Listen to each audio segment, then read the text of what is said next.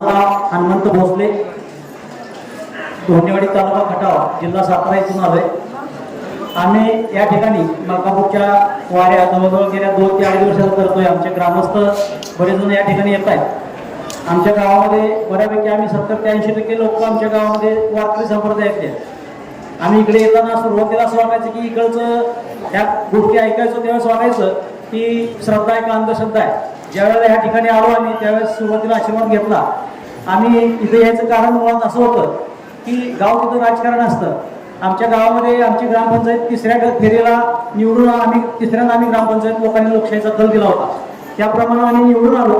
परंतु गावातील काही असंतुष्ट लोकांनी तहसीलदारांच्याकडे कोरोना काळात कारण दाखवून हिशोब न दिल्याचं कारण करून आम्हाला बरखास्त करण्यासाठी त्यांनी अपील केलं.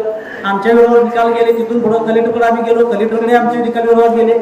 आमच्या काही बांधवांनी आम्हाला सांगितलं की मलकापूरमध्ये तुम्ही चला सर्वांनी, आपण एवढ्या आपण कोर्ट कचेऱ्या करतोय, न्याय मागतोय, तर आपल्याला मिळत नाही, तर आपण त्या एक शेवटचा आपण म्हणून देवाकडे जाऊन आपण आपलं म्हणणं मांडूया.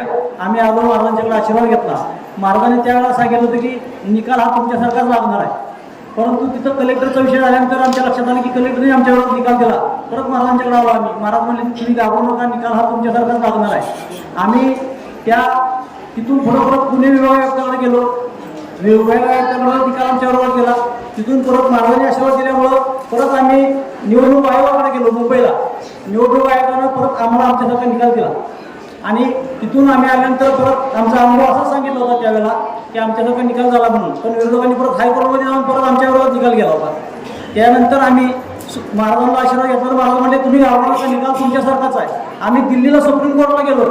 जिल्ह्यातली एक अशी ग्रामपंचायत असेल की आम्ही सुप्रीम कोर्टमध्ये जायचं कारण फक्त आणि फक्त ह्या मलकापूरचा आशीर्वाद होता. महाराजांनी सांगितलं तुम्हाला निश्चित तुम्हाला विषय तुमचा आहे. आम्ही दिल्लीपर्यंत गेलो आणि आता गेल्या 4 नोव्हेंबरला आम्हाला आमच्यासारखा निकाल मिळाला. हा फक्त मलकापूरचा मुद्दा.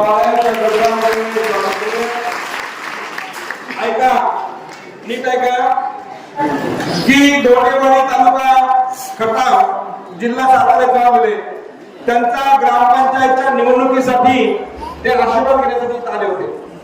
आशीर्वाद त्यांच्या ग्रामपंचायतचा निकाल त्यांच्या विरोधात होता. ग्रामपंचायत विरोधात भांडण होता.